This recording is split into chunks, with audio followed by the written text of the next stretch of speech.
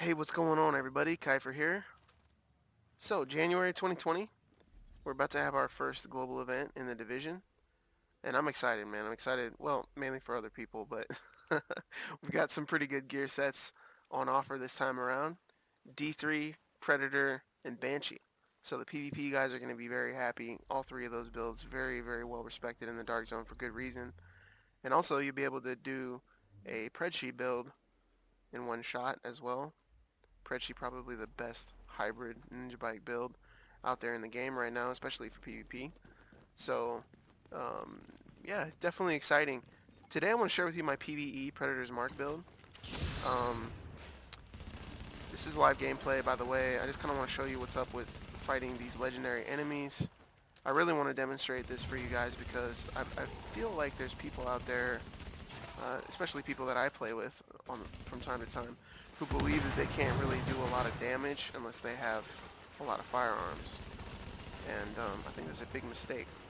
It's a big mistake. We got some bleed on these dudes. We're taking some shots. It's alright. We'll slam a med kit. Take some more shots. Tuck up.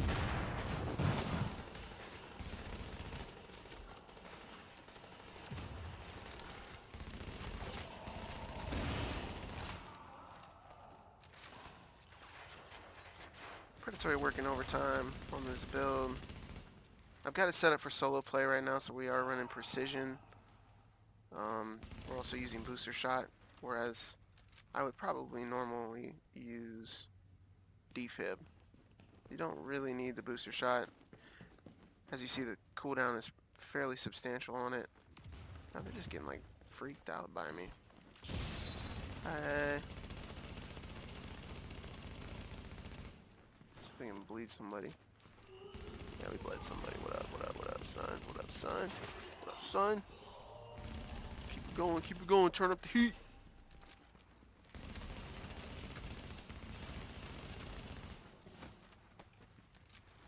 This is dangerous, but you can trust the bleed. You can trust the bleed on this build. Look at that, 309. Still smoked him. So it's basically like a striker, you know? You stack up on them, and instead of you carrying the stacks, they carry the stacks. So that bleed can't crit. Yeah, 314. Alright.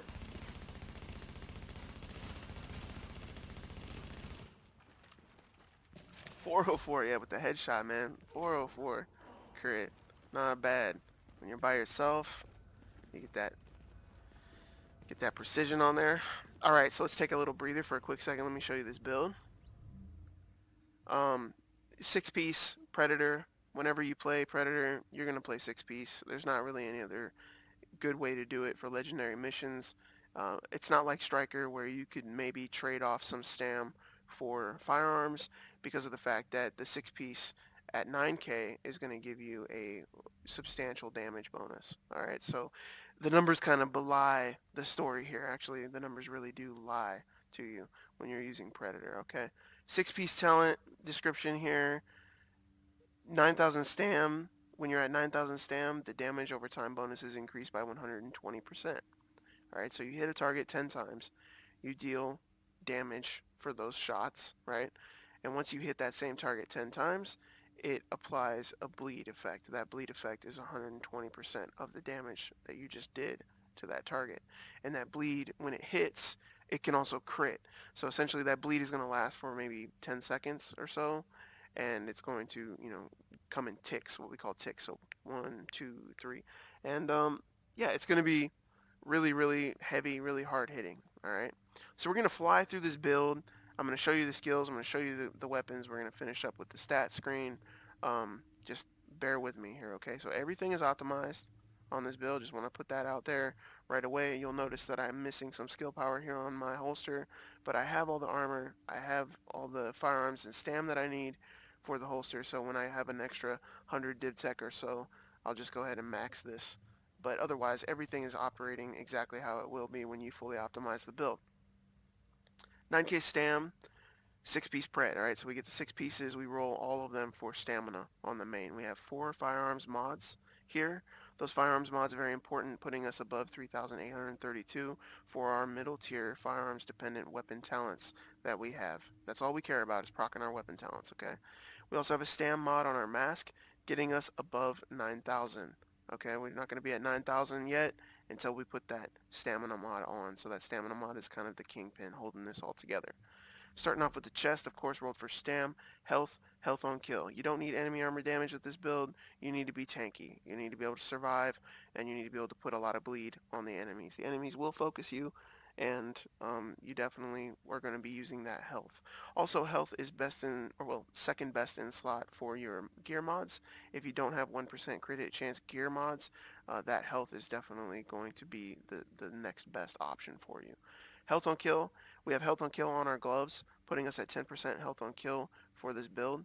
The health on kill, as you saw there, helping us in those situations where we might be a little bit low on health, we might be struggling a little bit to get our health back, and that health on kill essentially is also going to help us sustain in the firefight while we're fighting. Ammo capacity, because you are going to be running around a lot. You're incredibly mobile with 9,200 stam. You need that ammo because you're going to be shooting, and there's not going to be a reclaimer kit underneath your feet, at least not all the time. Probably not even half the time. So the mods that I have here, not everybody's going to have these 4% DTE mods. I bought these from the trader, so down in the description below will be a link, many links actually. So check it out. One of the links is going to be for the weekly vendor reset sheet. You can keep an eye out for mods like this for your build. 3% DTE firearms mods, okay, will be those are normal. You can use those. All right. Um, yeah, like I say, 4% is max. If you don't have those, use the 3% firearms mods. If you don't have those, use the gold firearms mods. Those max at 267. So if they're above 260, I'd say that they're doing pretty good. You'd want the attribute to be 1% crit hit chance or health. Okay? So in that hierarchy there, 4% DTE firearms, 3% DTE firearms, firearms mods with 1% crit hit chance or health. That's the options that you have there if you don't have DTE mods or if you don't have these mods specifically. Moving on to the mask, we're rolled for crit hit chance, damage to elites. Alright, stamina, of course. Crit hit chance, best in slot here. Again, don't need enemy armor damage. That's not going to help us do bleed damage. Alright, so we want to get that CHC because we have the option to get the CHC. 12% DTE stacking on top of those mods. We're at 20% DTE on the build already.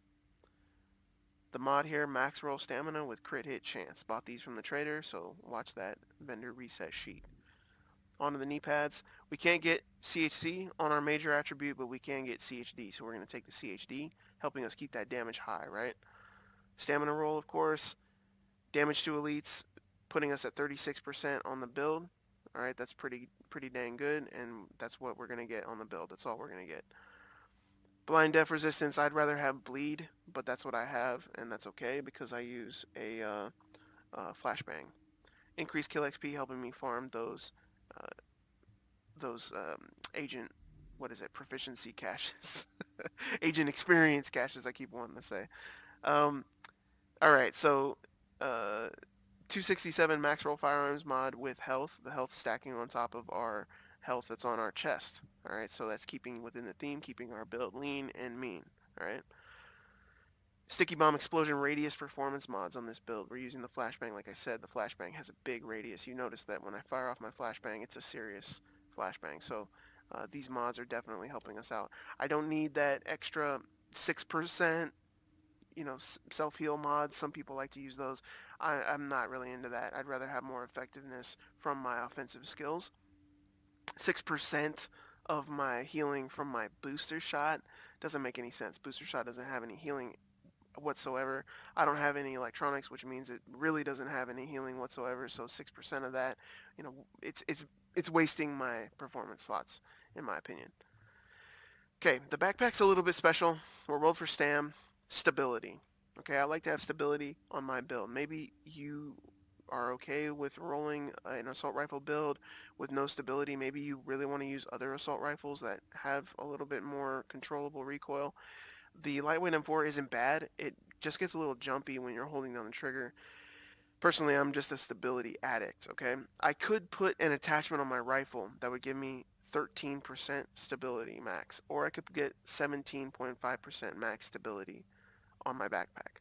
All right. Same situation with critical hit damage. Instead of stability on my rifle, I could get um, critical hit damage on one of the attachments, right? I can get some of the attachments to go up as high as 17, 18, 19% critical hit damage. All right. Or I could put critical hit damage on my backpack and it would max at 9%. Hopefully, you see the relationship here that stability is more valuable on the backpack, critical hit damage is more valuable on the weapon. So the way that I've structured it, because I want these two bonuses, I have the CHD on the weapon, I have the stability on the backpack. All right, pretty straightforward. Bleed resistance. I don't like getting bled. I really don't like getting bled in this build, and you will, especially like right coming up. We're in a fight with an LMB lieutenant. When they give that buff to their team, they're going to be putting bleed on you like crazy. So a little bit of bleed resistance is definitely nice, and I'd like to have that on my knee pads instead, so I could put maybe ammo here. But either way, I think you're going to be in a good spot if you have bleed or ammo. You'll be fine. Um, Firearms mod 266 with more health on it. The health stacking on top of the health we have on our chest. Again, keeping within that theme. Best in slot would be 1% CHC, but hey, a little bit of health isn't going to hurt, and we also have it on our chest, so it makes sense to stack a little bit of it on our mods as well. Sticky bomb radius, we already talked about that. Onto the gloves. Stamina roll, assault rifle damage. This is stacking on top of the set bonus that we get from the 3 and the 5 piece. Okay, we're going to get quite a lot of assault rifle damage as well with this build. So again, that damage what we're doing with our firearms is, it's not exactly what you think it's going to be. Health on kill, 10% health on kill on the build. Crit hit chance. Don't go with crit hit damage, crit hit chance. You're firing fast firing assault rifles with this build, rounds flying at over 800 RPM. Um, this crit hit chance is going to be applied to each shot. So definitely crit hit chance instead of CHD, because CHD requires you to land a crit, right? I'd rather land more crits than land one crit that does, what, 12% more damage. It's not worth it to me. CHC on the holster. We don't need reload speed. Normally in a fighting build, I would have reload speed, but we get reload speed from the gear set. 10% here, 10% here, 20% reload speed just for wearing the Predator's mark. So we can go with the extra CHC on the holster. Onto the skills. In the solo configuration, um, I use a little bit different setup for my character talents and skills, but I will use the flashbang even in a group. The only thing that scales with the flashbang, if you have more skill power, would be the cooldown. The cooldown 46 seconds on the flashbang. Alright, I've got those performance mods helping me to get my radius up. So I have a little bit extra bonus explosion radius here, which is really nice. And yeah, flashbang. When I'm solo, I use the booster shot because I don't need the defib. If I'm in a group, I use defib because I like to be able to get my team up. If they get into a bad situation, I'm high stam. I can run into places that other people can't get to as easy. And if I have a defib, I can immediately get them on their feet and then get myself to cover or get out of the way. Okay, so defib is just kind of a personal call for me. If you wanted to use booster shot, that's fine. Booster shot, the bonus that you get from booster shot, 5% damage outgoing, 7.5% resistance to incoming damage. That does not scale with skill power. The only thing that scales with skill power is the amount of self and ally heal that you get, which is nothing on a booster shot, and your cooldown. Of course, your cooldown would be faster with more skill power. All right, so again, the bonus not affected. It's not bad when you're solo, but when you're in a team, it doesn't really make that much sense. You might as well use something that's going to help your team. Do note, please, that I don't have any skill power on this build, which means I'm saving my defib until someone is crawling on the ground. I'm not using the defib for ally heal. The ally heal is twice as much on the defib as it is on the others, but I'm not using it to try to keep somebody alive because I have no skill power on it. So it's really not giving that much health. The cooldown is also very long because I don't have skill power, so I don't want to waste it. I want to save it until somebody needs it, and then I use it. All right. Blue super. People always use yellow and greens. When they use yellow and greens, our group will have an immunity. So blue super helps me from not stepping on toes, helps me from not having my toes stepped on, and also blue super is very valuable for me because I have so much stam. Essentially, when I pop this for the time that it's running, I have like 18,000 stam. All right, so um, we're doing really damn good with the blue super, and I like it. It's just awesome. It's my favorite super by far. We're also going to move on to the character talents. Character talents are set up for solo play. All right. For group play, I would trade precision for combat medic. Combat medic, always use this when you're playing in a group. It's just so damn good, and you can't afford not to have this. Your team can't afford for you not to have this. Put this on your build when you play in a group, please. When you're solo, you can have a little bit more random fun. I like to use precision. Precision just pulses the hostile when you land a shot on their head. Don't use this if you're using a pulse. Don't use this if you're in a group that uses a pulse. It does not stack, and it will just be a wasted character talent. The pulse will give you about 5% CHC CHD, so that's okay. And when you're solo, that can make a little bit of a difference. Your other talents, of course, you're playing PRED. You're going to use shrapnel. Use shrapnel in a group. Use shrapnel by yourself. It just gives you the opportunity to maybe bleed more targets that are close to the target that you already bled. Okay, so you put bleed on one, you get a 30% chance per target to put bleed on the others. Critical save. I play this game a lot. I use medkits only when I'm almost dead. And so I get this bonus all the time whenever I use a medkit. 20% damage resistance. I get the healing from the medkit. I get the 20% damage resistance. And with the health on kill, with some of my weapon talents, I'm gaining health as well. And that's just going to be easier to do when I have this resistance. On the move, because I'm moving a lot, and when I kill a target while moving, I'm going to get 15% damage resistance. Again, helping my healing come back, helping everything work, and it's just making me that much more tanky with 9,200 stam. It's a great synergy that we have going on here. Onto the weapons. My primary, vicious, deadly, predatory. All right, predatory, healing 35% of our health. Our health at 9,200 stam, it's a lot. 35% is a ton over 20 seconds. Essentially, this is going to also be like damage resistance. When you reach full health, you take damage. Predatory is instantly going to be healing that damage as long as it's running, and it's running quite a lot. Lasts for 20 seconds. So this is a very good talent, very powerful talent, and it's keeping you within range of proccing Vicious. Vicious is going to give you 10% CHC, on top of everything else we have going on with the build. 10% CHC and deadly critical hit damage. All right, this is where our crit damage starts to come into play here. Okay, crit damage from the weapon talent. The rifle is set up also for crit damage primarily. We have crit damage on our underbarrel, accuracy, reload speed, on our muzzle, suppressor, crit hit damage, crit hit chance, headshot damage. This is what I use on all my PVE builds. Is a PVE suppressor, headshot damage. For PvP, I would do like stability on an assault rifle. The optic is sort of a personal choice. I wanted a little bit more CHC. All right, so we got some headshot damage. We got some crit hit damage here from the rugged mini reflex, and yeah, this is kind of the best in slot way to run this. Get a little bit more CHD. You have some CHC and you have more headshot damage stacking on top of the headshot damage that you have on your muzzle. All right, best in slot magazine, 3% CHC, rate of fire. Okay, magazine size caps at 121%. 3% CHC is max, and 5.6, I believe, for rate of fire. So we're doing pretty damn good on this rifle. Our secondary, oh, secondary setup, much the same. Vicious, predatory, determined. Determined on the free. Determined does require a lot of electronics, and if it's on the free, it does not. So we can get the benefit of the increased cooldowns when we kill a target simply by having it on the free. Vicious again, helping us get more crits. Predatory helping us get vicious, helping us stay alive.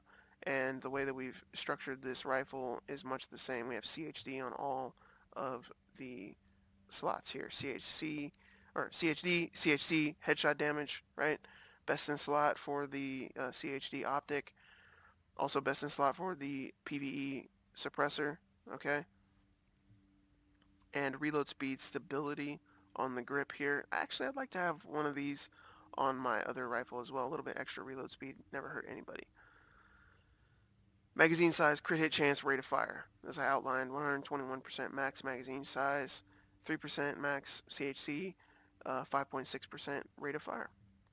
So we're flying through this build. Don't want to waste your guys' time. Alright, so the character sheet does change depending which weapon you pull out. So, on our primary, again, firearms, STAM, no mystery to anybody there. Weapon damage doesn't really matter. CHC, 37.5%. CHD, 87%. Pretty nice. Headshot damage, 87%. Alright. Assault rifle damage, where is it? Assault rifle damage, 28%. Assault rifle damage. That's from the Predator's Mark set. Damage to elites, 36%. Helping from our extra mods that we have. Alright. Enemy armor damage from the assault rifle, 24%. Skill power, nothing. We're lean and mean. Toughness, over 600,000. Max health, over 400,000. Health regeneration. Alright, 10% health on kill. Alright, so hopefully you guys see this build. Let's go ahead and finish it off. We're gonna push it into the bonus round. See if I can mop up some of these NPCs here. I'm probably gonna get myself mopped, but it's worth checking out. That big old radius allowing us to start right off. Oh, and the lieutenant is down, boy. And we're clear? Get out of here, dude. Wow, that was the easiest legendary. Okay, hold on. The gate is not opening. Apparently I was AFK for long enough to bug this.